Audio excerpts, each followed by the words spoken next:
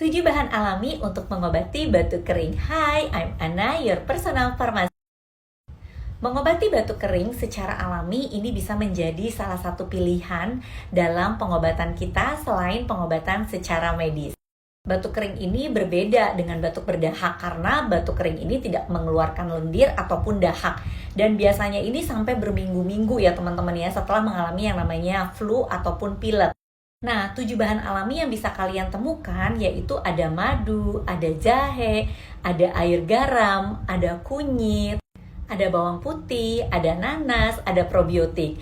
Nah, semoga bahan-bahan ini mudah kalian temukan dan bisa menjadi alternatif untuk pengobatan kalian di rumah. Selamat mencoba, bye-bye!